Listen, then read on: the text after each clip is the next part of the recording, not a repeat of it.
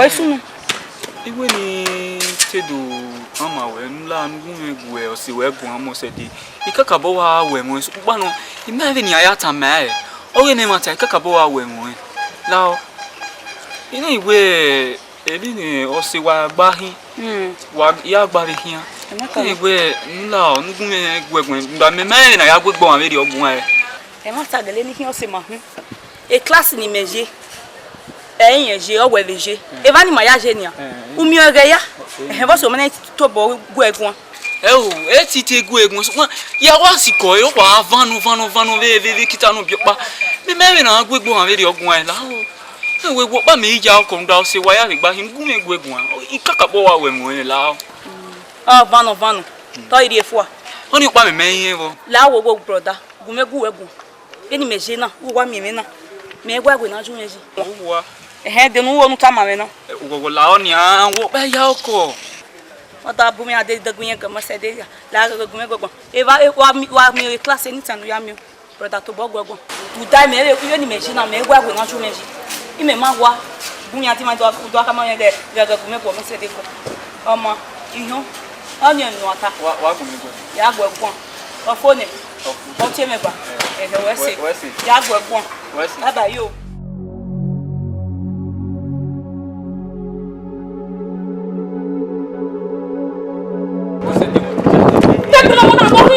Omosede, any me come back we o. We ro bi me na. It's a bon way. Ni me ke wa ti we we me nata. Me re class si ni ke give you signal. Was wo so was wo ni ada me yo. We ngo wa ya bu me wan give na me weti ma gba gu. Ni oni we atama we wa lucky we oni ma we gba wa. What then?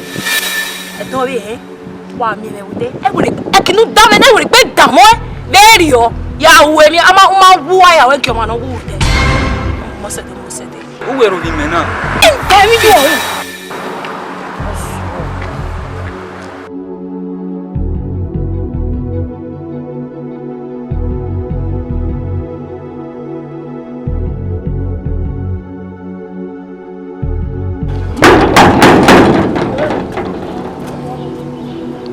Wow.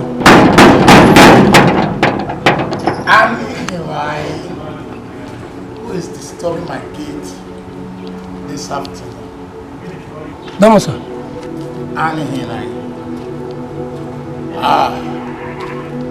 Young man, how may I help you? Ite gwale Omosede. Omosede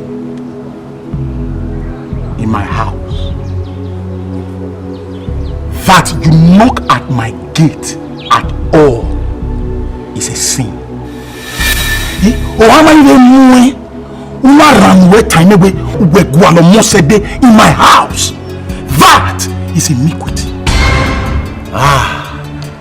Anyway, let me hear you first.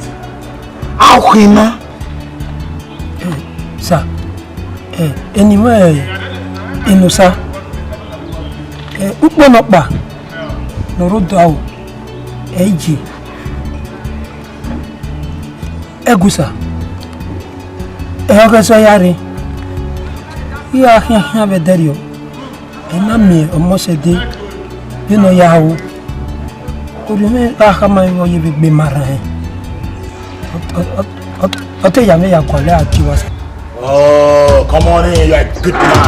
Oh, come on. Oh, you're a very good man. Come on in. I been on walk with so no he my you came to my house to ask for Musa. In my house. Oh my God.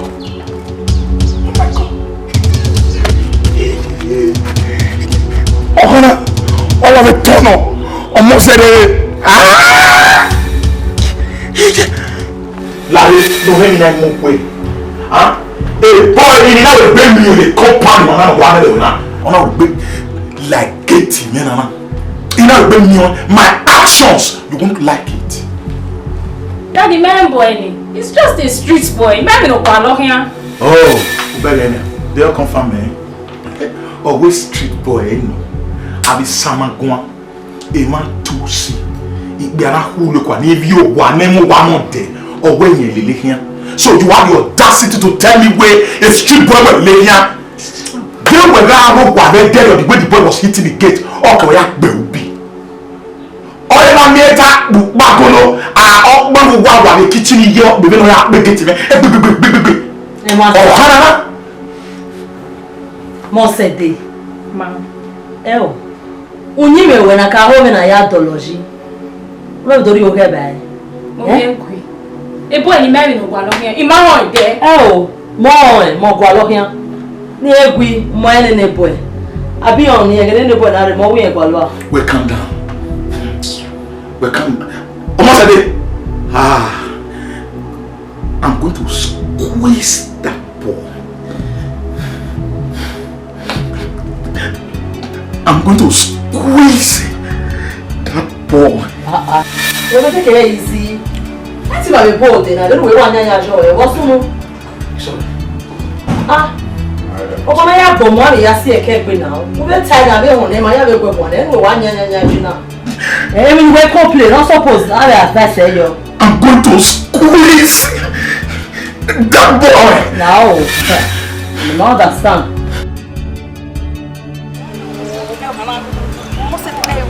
La hera come pa go pero do me ma no. Agbe no ati na. That's it. We go pass here. Yeah, ma we take back here pa. Oh yeah. Bosun yese. Omosede.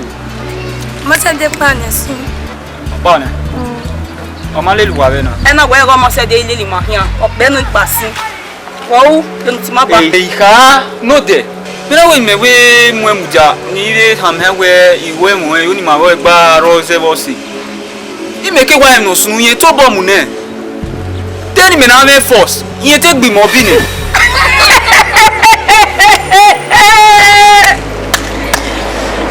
Ataba mo te bi wa. No se mo. Are ri amie. Me te mo ge wana baba. O, te ga pon we. No wa e. Then e school ni kwa polo se. E class ma ibie ku bi ni so re wa. Uno go ya o. Omosede. We mu. Omosede ne ri a no ma gun na tayi. No Omosede hin alele. Omosede ni a ikaka mo we no pe. Ina we na jume ju mi e wa shi e na. Eni wa so se na we wa. No we Omosede no. Omosede no lele. O gwa we na yu enju pa no we wa gwa me. Wa gwa me. Gay igbo bo se na ria. O ga ru do ni no we wa ri oriyan ibo. Omosede o no ri o memu. Omosede wa ko no ri o memu. O ga go ni no igi yan de me na we me ya le lu wa ta lo. Akian e ku emu. Asipa ka. Mi no se gogo wi bata. E na pa kon e ri ya pa kon. Wa o Omosede fa su wa Omosede wa no do pa.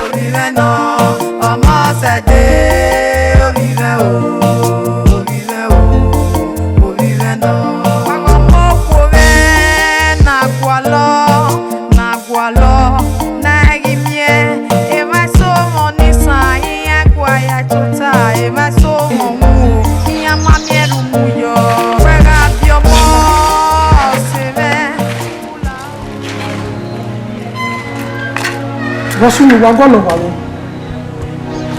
Wagolo wale. Bosunu. Ya, ima buya. Ma we we tota. O ma do ma o de ye ngo. Dam.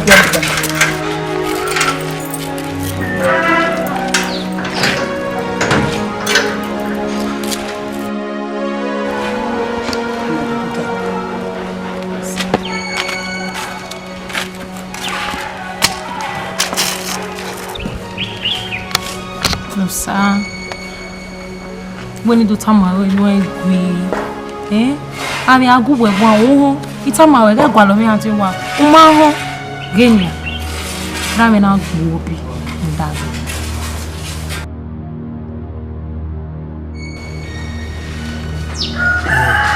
Omosede. Oma. Eko wa bile le me gwa lo mi ajoba. Nda o te kama we deru na we ni gwa lo mi ajoba. So ma ini ebe hiena. Ono he we ni ane mo ke no mi aje. Ira me wo wa le tele. Ye ne mo ti. You know that boy. Boy, man is just a boy from the streets. Ite meni ne ko yana wa palo me. Maybe him wo bobo. Bija. Oya we ke. Na wo mo se. Nda egeni ya me wo movie gi wa so kwa yo. Awani wa we me me wa de. Omosede. Inji iri ko wa biji. E wori ni ya ma. E va bi ko wa aje. Salu ba wo. Ko.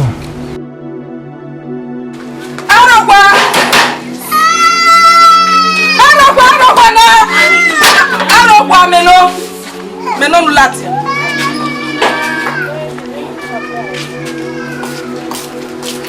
Oseme. Oye. Deji. Asewe. Don't asewe. Me osigwe me. Unapa ina buate. Do tene pe me mawe. Unapa tu unamele le yaknya we yakyo Omosede lo wi me. Tigi ki omo iko mi re po. Uwese o. Eseke po me we mo kwala man nya temema. Ena buante. Uwese. Iya de leta we. Ami ose. Ono na meja egwe ami ose. Wo se me. Eti bi asu we. Yes. Nda. Agbin ogba ke. Oni me. Adaze ogba ke. Yes, mo tie. When me ye gbe na, we je to pokpa majo. Abi me ko wan ogbe one sleep pass for good 5 years. Iba ta me size and o le level. Kule yo. Daji! E wa tie. Daji! Ba bio e. Ba bo wa waji. Dega iko no mo sha. Awwe ya ka mo egwe asegbe mo kere na pa je o to yo pa iru yo pa sha ya kona igbe tamawe we o ogwe fu mo bi onu we mo bi we nu wa ya we in naira bet mo bi we nu we yo bi we naira bet ya yes mo tie gba me to tie buku mi ante oda fie na bi agbo mi ante ko ma bu na bi agbo e fie when me we meti wa plan wa be gbe ina we tell you emewe uwese eseki akpo mewe tege eru do bi Omosede gay ya hamawe awon ni ya tamawe ebe na tije eri ate baba we umesede lo gume wa tamawe ketele na baba gume to le gbe bi ogwe we kwa me to le gbe fi ogwe la mo kwa ofone ikuna ofosele ofone we tani no we ba ke ku ba mi boy ba mi boy mi ebo na ogwe mi na we mi ebo we uyo gwefo njo o no mama ogbowa alaroro njo wa ipe fo no gume ge go kia ge agbiwon dan we me te be yo bona ina go be ni me ya package egbe ni te be ya package e very o iji mwetinya me na we ya gbe mwetinya bo imwetinya na ya tama ona pa iwe na tama ya egbu edi ogwa o ene only we am we for me aka me we awokpa is dangerous ya scatter yan ya we no dia kemi e let no bani we no mu dia kemi Tagbe. Yo. Ma be benu pa we na. Ba ge ya ngwe. Hey, inu we gogo na ri me gogo. Dario. O tira no. Na newe o ba papa we. Ebi ye me we ku. Ona me na wu bi omomu. Ebi kunu no pa be sikewe, o ma sikewe, eku, o ma aguwe gwa, eku, o ba kuli wa ye we gbere e ma. Ogo ti ra mi ni. Why? Emi bu mi ma o ya pa kan. Emi no kan ma de o ya pa. Odi ma me woti ogbo. Yo gbo veterio. O ma na o no ha ma o na mo ele eme. O fi wa ni ya. Ma ha wo madam, ma be ha wo madam. So ma, e no kan ba na te. You go soon.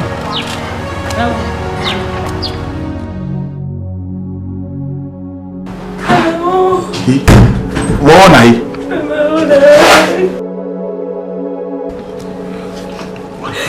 Isso não descia, melhor. Lá, isso não descia. São das boias.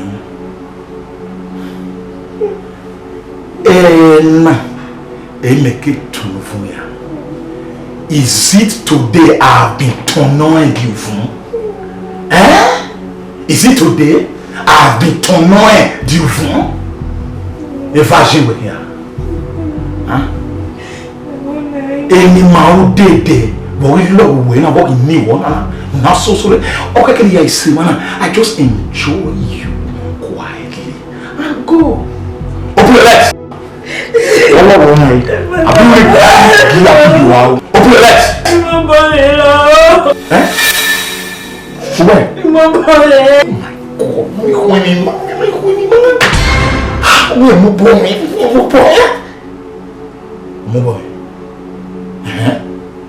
What is new?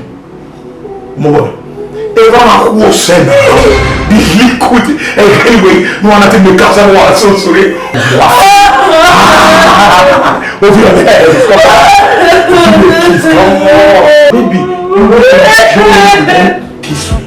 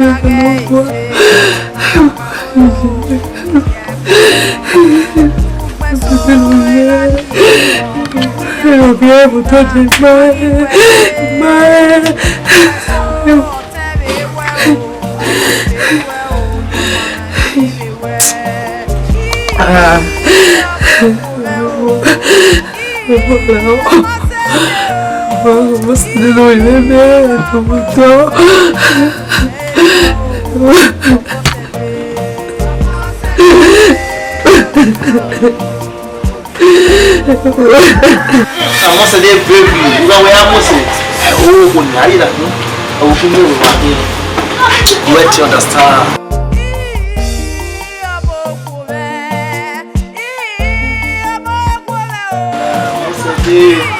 Let me smell. Hey, give man. Hey. Oh, let's see. Oh,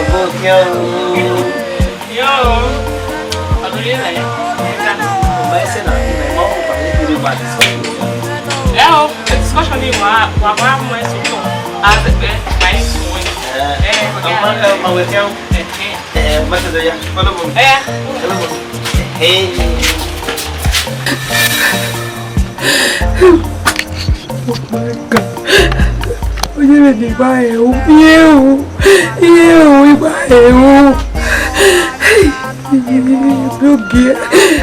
guia, você não me vê.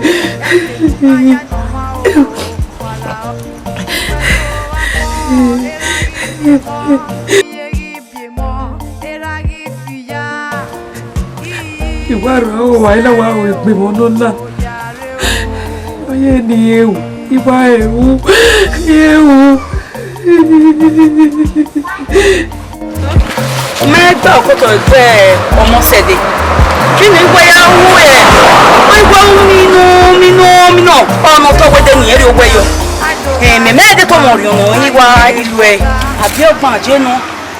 Na we Omosede ogbon aje no.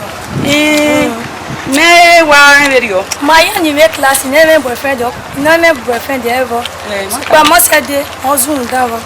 Ija. Opi aga be gwa ga wo e. Ha wo biyan.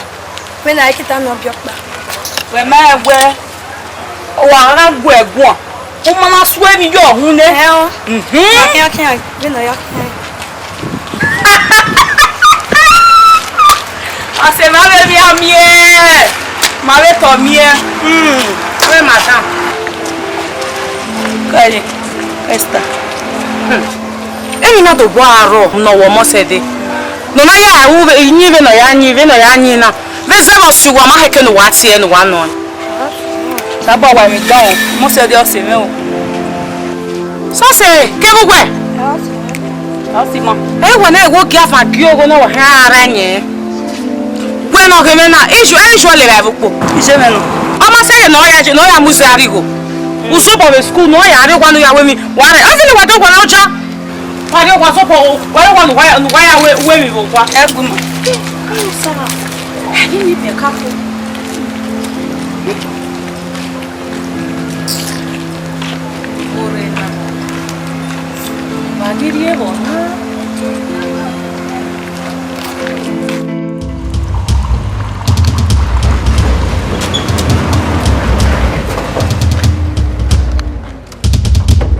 Avec ça, ma coin. Elle ne voit rien away. Elle ne voit like I will kill somebody today.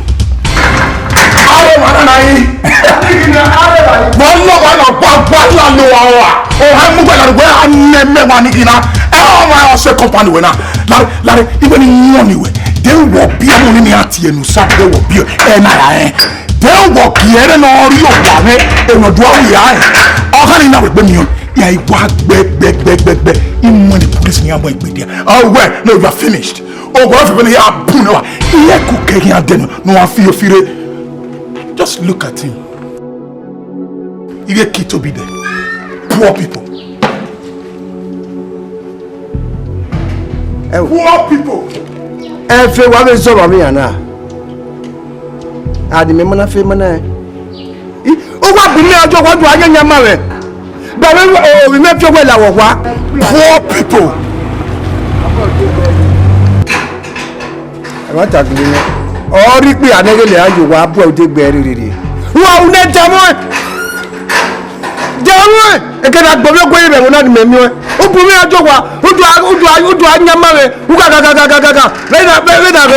of Yanaya water? I like winning. Ọjà fẹ́ ajígbóníà olóògbé ayúgbóníà jẹ́mọ́ ìgbẹ́kẹ̀rẹ̀ àgbẹ̀ olóògbé ìrẹ̀ bọ̀nà.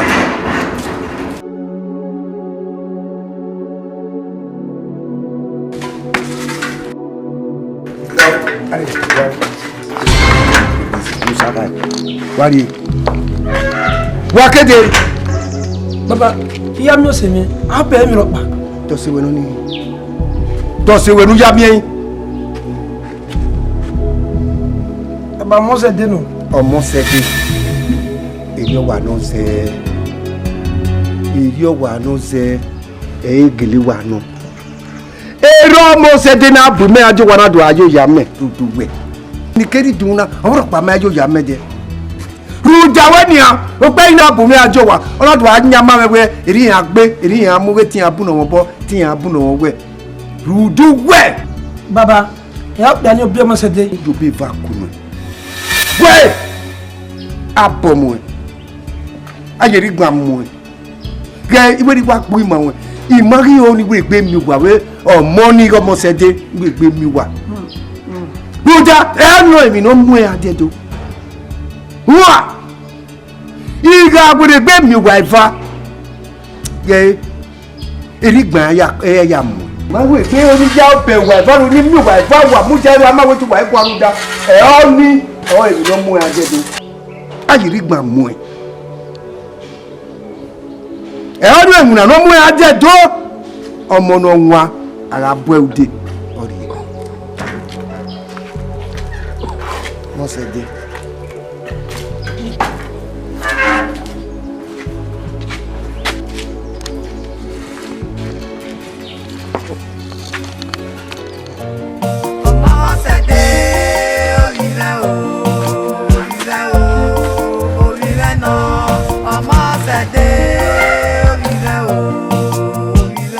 Very well. You are Sansa. Because me I'm good. Guess. We go guess now, Your documents are here. Jesus! Wow! So happy. Where's it? I'm so happy. Where's it? Ew, like they're gonna hear Yakma video. In 2 weeks' time, you'll be off to London. No, holy man, it's here. No, I say, but you know, them let me see you. Not be expected to hear something.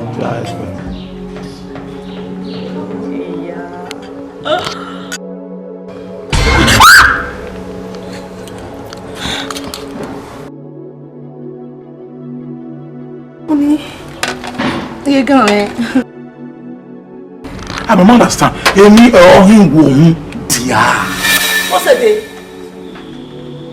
What's the day? Nowhere. Near Gui. Even no logo. What the logo is in the car? What I'm here, the only usual move of Horia. What you want to? What you want to? What you? Eh? Well, we made a big baby or muscle, Simo Pie, one, yes. Why? One not that. No, I didn't quite hear that. I didn't quite hear.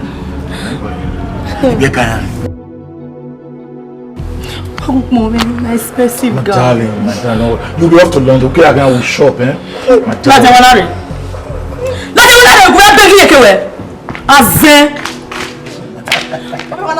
We are going to London very soon.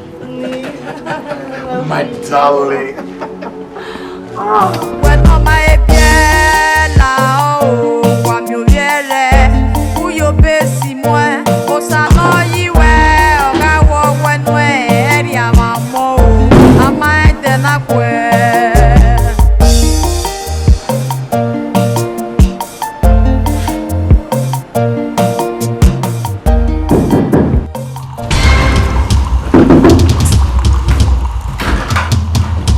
Hello, is everybody there? Omosede. Hello.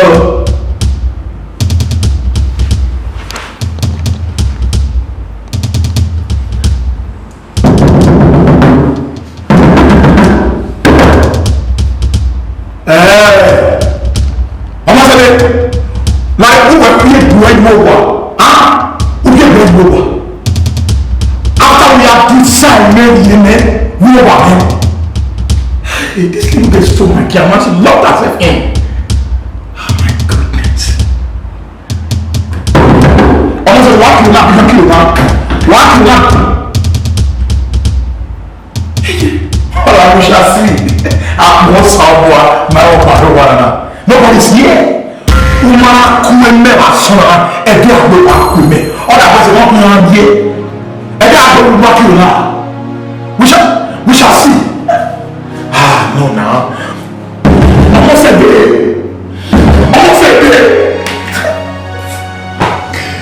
Yeah, put it there.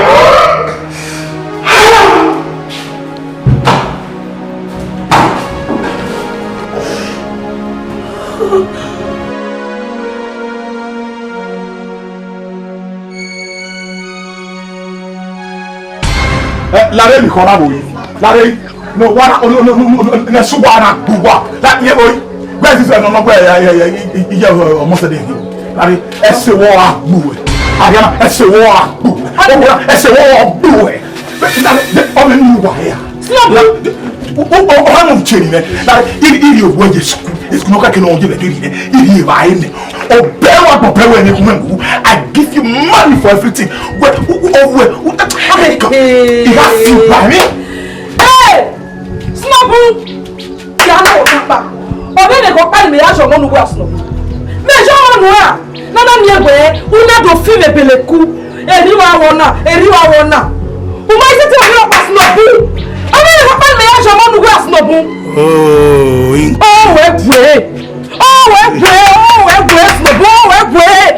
go. Lare ma yo mo me. Ba bi o mo na na ga na ba bi o bi atie ina wo amen. Oh, we want to walk out my own yati o kan le a. Vi arizi go padi, vi arize banwa yi. O bi na mo fi ye mu kini na ye lai mo. Mama pure. I told you I was going to marry that woman. Can't go her day. And she grew. Una do women down. You lie. I hate to see the quiet. I must marry her. She belongs to me. Otherwise, why? Me. Who told me? Just look at her. Okay, damn it. What do you remember? Stop everywhere.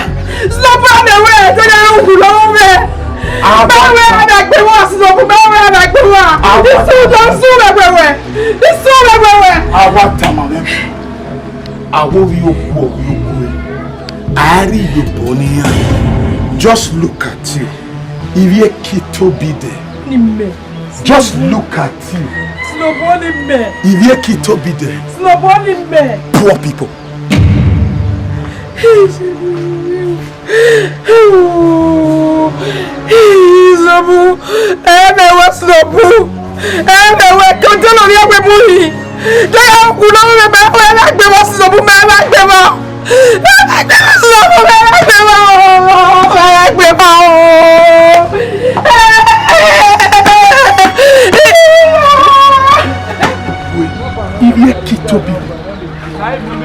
If you kito be poor people.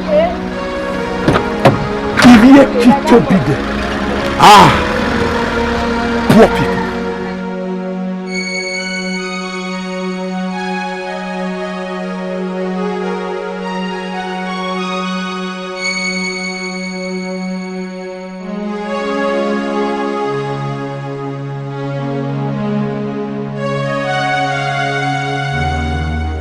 Omosede, o vive no. Omosede, o vive no. Wagomoko me na gualo. Nagimie, ema so monisa, iya guaya tota, ema so monwo, iya mamieru muyo. Wega biomo seme ula wo, eya mogbezaga, eri noma, emomo ma eo, demi weyi o, minu wa mie wa e. Omosede,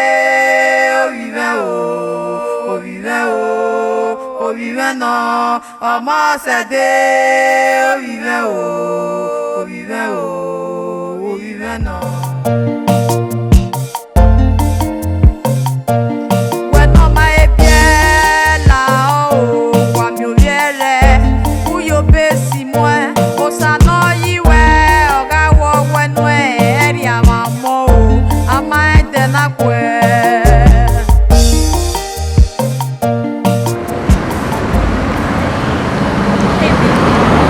Oh yeah.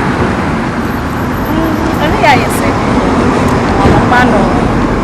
Don't worry, yeah. Hey, that's nice. Hey, baby. Yeah, you're shopping at home. My back's out in our hair.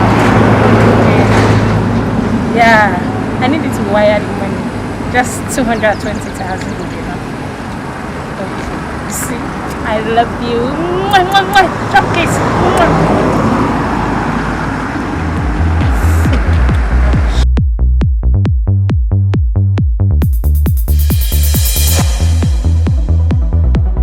Hello, baby, sweetheart. Igbaje. Oh, yes, say. When you are moving, how are you Agree. Oh, you mean where a bone and why I'm in everywhere yours, still okay. Everywhere sucks. Yeah, you brush your front and back. You trust you. You finish it, you're not allowed. Are you serious? Wait. Oh, it's a man where when I win in the far, the night of back. One win then. Anyway, Sha, please. I have a large and even myself, those small voices, because anyway, what's up? Any pay, do when I eat it. Bob and I are in the Yaku no buy one. Yeah, try. I'm in party, you know why you're fighting this Friday. The party! I'm in from Eman is the party me, 1 year. Bookish me. Married me for that matter. When you married me, I just hope where anyone is fun, while you want to catch fish of power. Say I'm a good time. Kakabo. Really, no. You are the potential you're invited. But we're strictly by invitation. I am worried. Why are we strictly by invitation? Oh, teacher, maybe we'll leave me. I only maybe I receive. If you bring here up, baby, we're in a run here. I was when I'm even a kind of way. Understand? I don't know. I was in a yellow way. That's on my level. Where the end? Oh, wow, go buy a phone. But it's better. You should be a sick. Anyway, Shaq, you're up on it. I reckon. Yeah. Almost said the baby. It's there.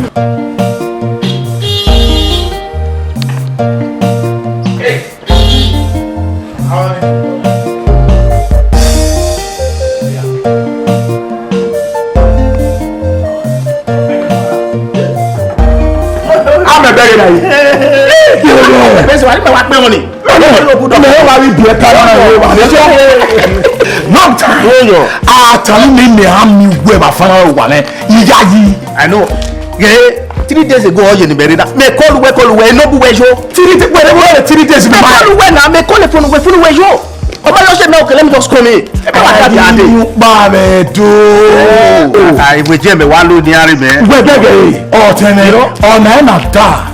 Okay, you eh, what a problem. What are you but where they're getting all 2.something million. You understand? So we need to sort that one out before make a view whether while I running. Talenary Manson, I worry you. I look. I'll pay 50 million. I know. Yeah. You carry me long time. I am a very.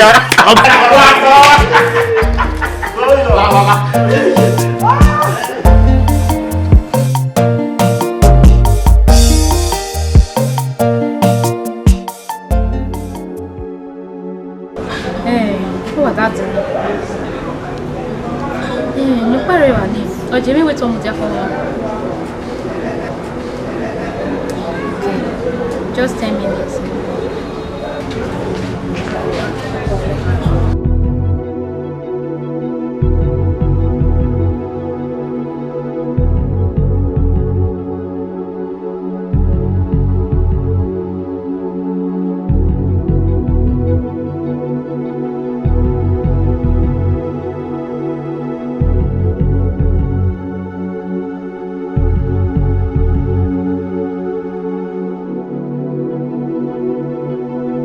Pardon.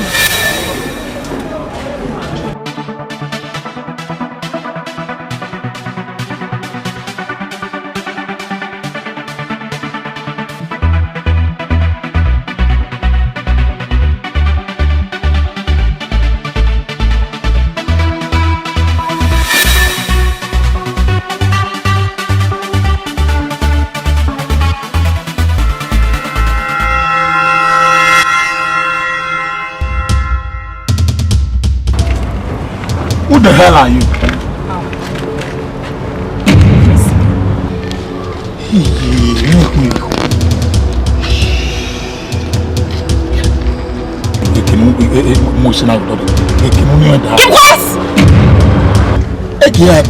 Shut up! Let's calm down. Okay. Now you keep quiet and listen. Okay. I want you to go to the police. Samir! Si jamais, ta mère, il y a bon okay? Et me pas non plus un zéro ma zarona ni yo. You don't. You mama you. Yeah! You have 2 days. That's a very good. Yeah, we need to. They don't know where. They don't know when it is. I'll blow your fucking head off.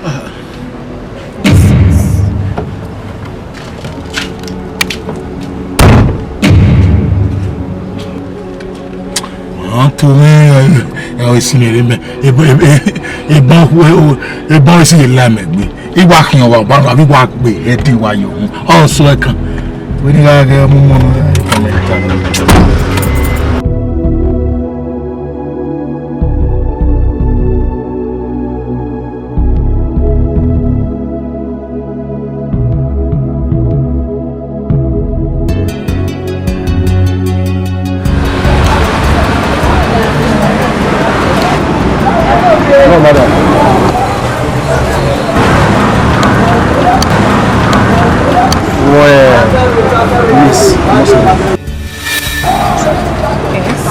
Omosede is my name. What? I'm Inspector Guy. This is my assistant. We're under arrest for the kidnap and assault on the station. Where? Kidnap? Madam, you need to respect yourself so you don't get embarrassed.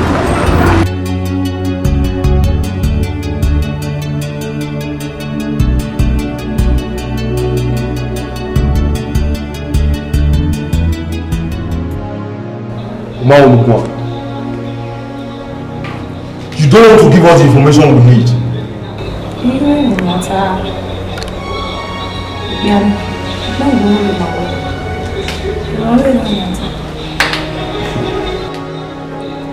Are you telling me the information we got is a lie? Are you telling me we were wanting Mr. Inabule Osnobu on that particular day?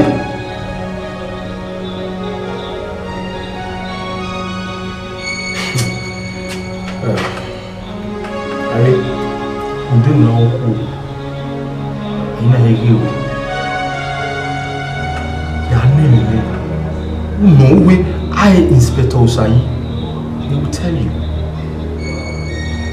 I can send you to your grave from here.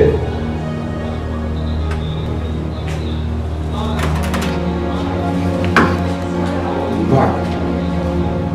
Would they go to no sense of it?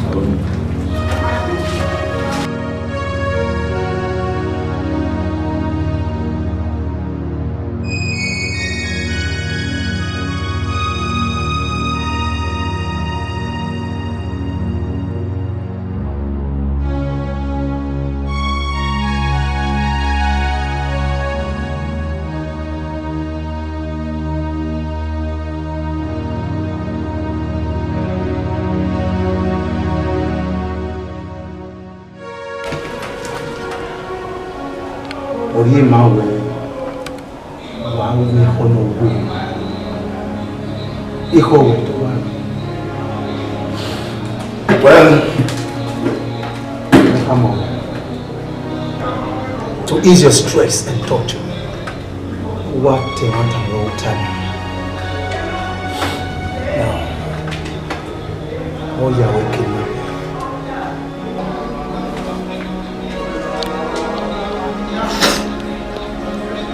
About my daughter. You men, they are so dumb. They don't know anything. That's beautiful.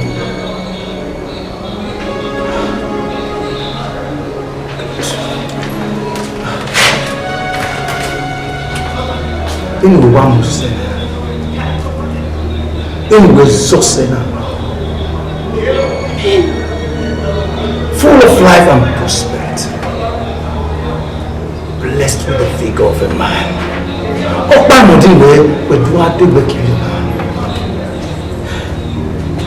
me ask you, what are you going to do?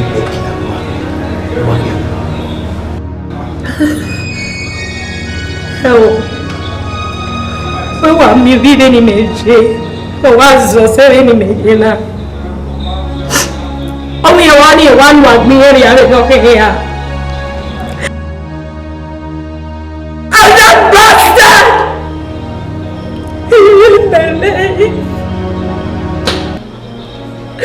He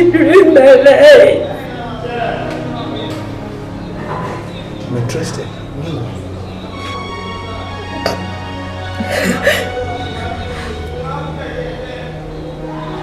My dad, he died. I came here.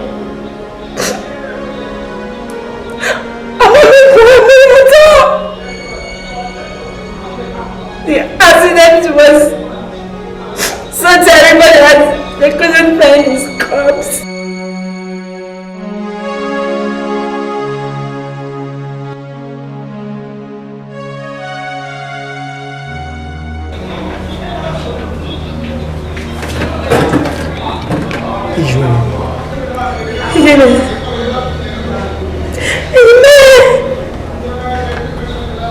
I don't care.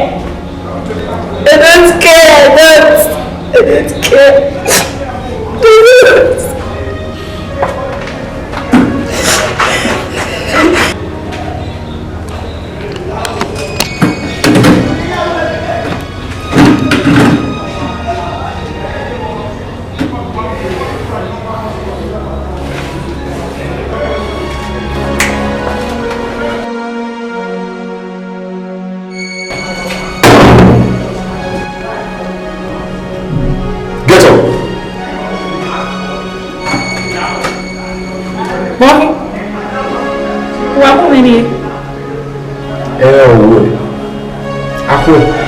Police.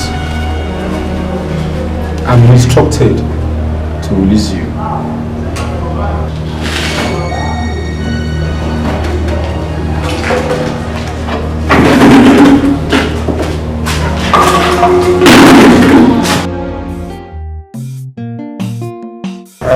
Omosede, we really got you. Yeah, we're doing it ways impromptu. Now let me. Maguisa, what's it for the bail? Oh, the next moment you get can't hear.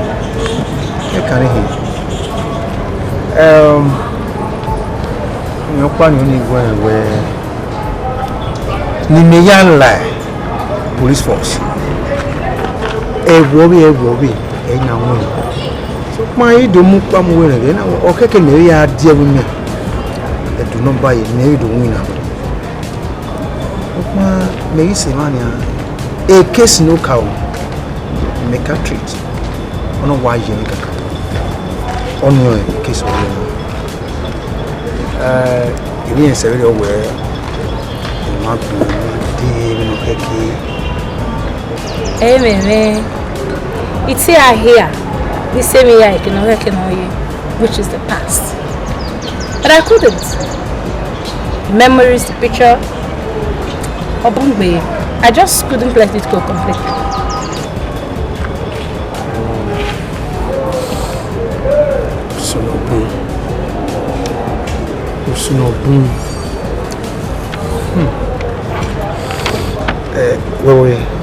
Yeah, you want why? Very well. You know why? I live there. You can decide the way Nile. I know the place. But in all of this, I so wish my father was alive. But you can live where? Where are the reports to the appropriate authority? And you are looking one of your back of boy. You know, when a society in Mayena,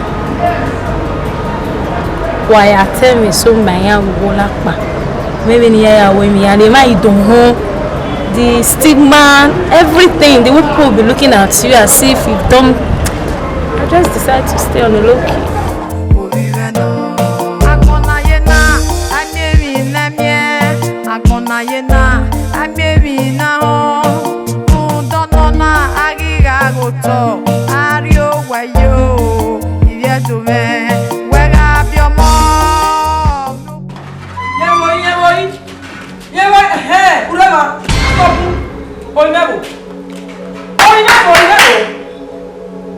Omosede o remember. You remember what the one more.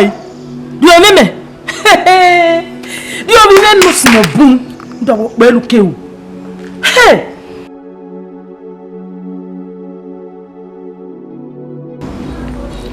The boldness will so where you're way big man.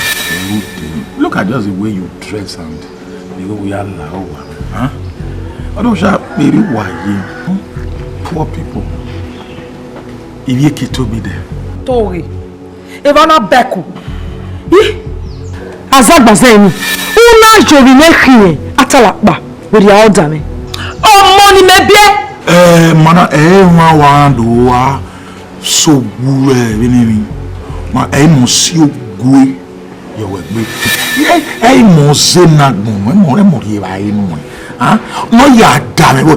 Ti me mo blame movie we ni o. We me blame me. Unda do we kwenye nari obi. Your daughter is just like you. Obi me. Ino money bie. Tori. Una yo momo ya khin atalakba. Ori when you my benana pointed a gun at me. On one new see what dame. On you see dame in your mabalo me o. Ah! On one new get me a palo. One digi. Obi me na you sit down where. Utore. Kani no snobu kani no. Tamagbon ekinu do. Omo, ne fi o boya me lororo. Nese ti gbe yi mo to futo ka ma me ni agbe ona ni osisi ona di ejawe o ri ejo mo po enu be tabi to tara enu we tabi to tara we no reality akara ni ha o se de lo ile o se de ko bi mi no you are dead obere you are dead. Accident to me, I will not. Second point. Who accident? You do it back. Nene! Let's take it out! My friend, I'm not dead. Nene! Nene! Accident ni ma wu yo. Oh! Ma wu ye. Ma wu accident ni. Ma no ni bi no hurry ba le ko e. O ri mu mi an hospital. 2 months e ya re ko ma hospital. Papa we see. Ma wu ye. Papa we see. Papa mama wu. Hey! Baba, ha! Amona! Oh, where's the man? He made my life a living here. If for many years, I've been feeding you, been clothing you, who are you there? My shots.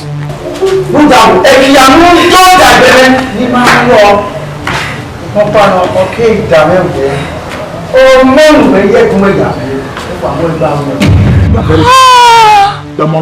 what do you mean by that? I will be how? Like liar. I will be your daughter. Sunabu. I take how you are doing now.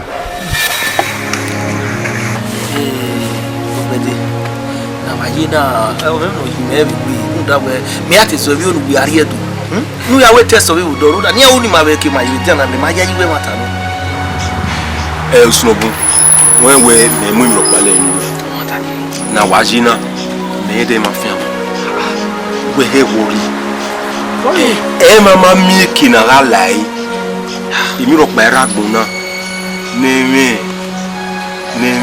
ibi na lai ya wori o nu da we emeto we we are the next people who are do so not a woman who hear where he am about patient. Ne do him again. Oh, come set here. Yeah. Oh, walking here. I met about where now was not even your belly in your life. We get worried. We get one.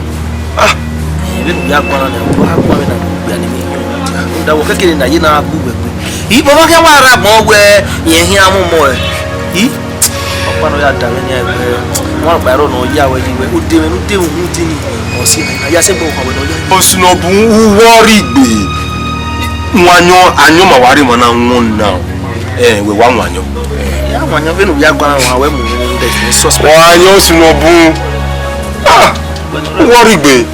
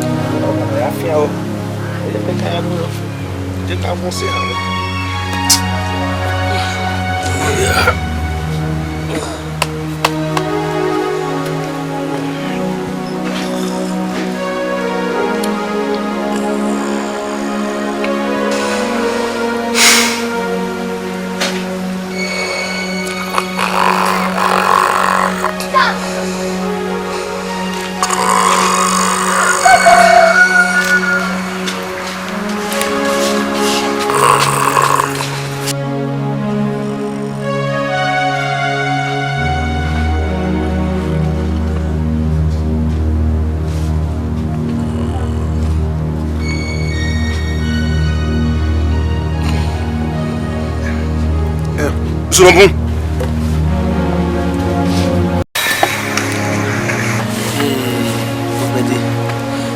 Na I remember you maybe we that way me at so you we are here to no ya we test of you do na near only my make my you na me ma ya you we matter no Solomon when we me mu ro pale ni na wajina me de ma fiam we he worry mama mi kina ga lai imi ro pa ra gbona neme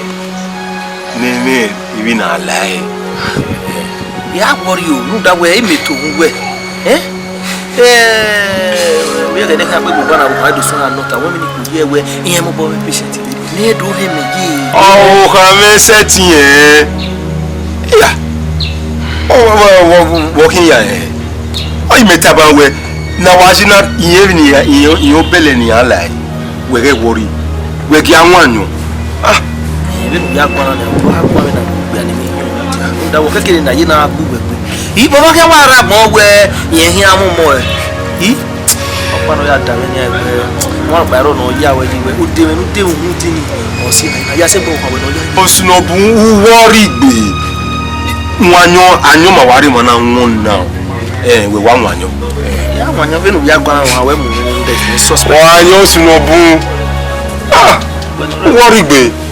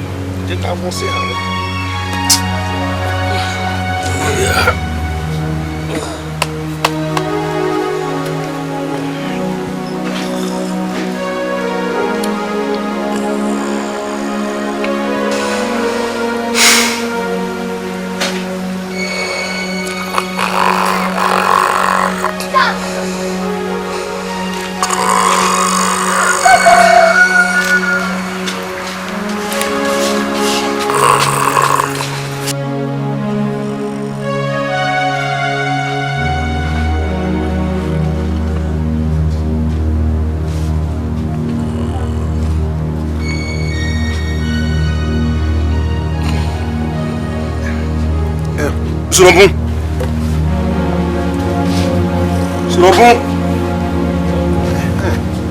do ya lo we wo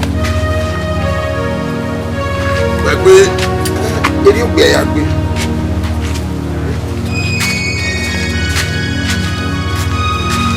ya mo e foto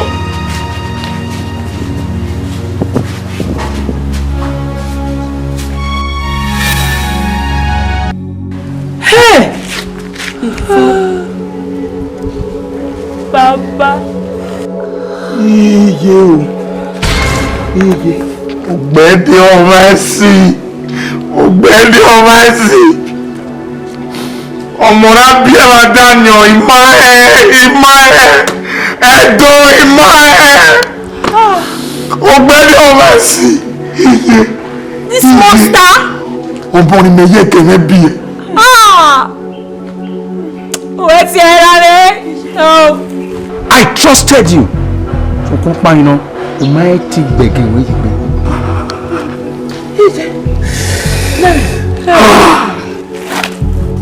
Ṣebí yoro Omosede. Name, ẹ má tagere lẹ́nu we tan la emergency. Omosede. La wo. Imani awu. No ya I didn't know. You couldn't control yourself. ìwò mi mẹ́wàá díẹ̀ mọ́ mẹ́ ọgbẹ́dẹ.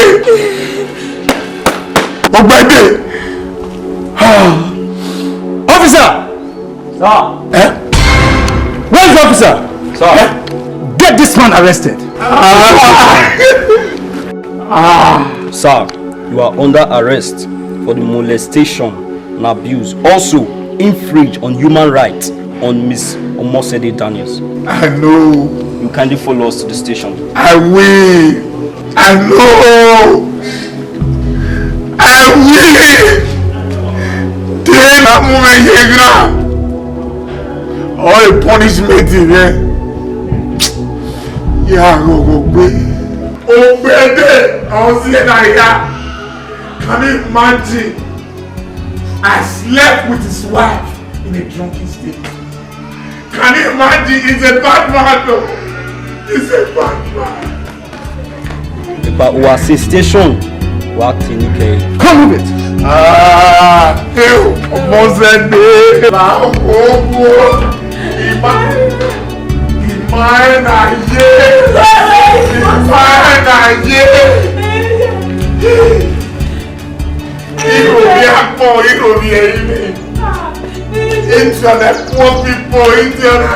Take it away. Money you don't understand. If you don't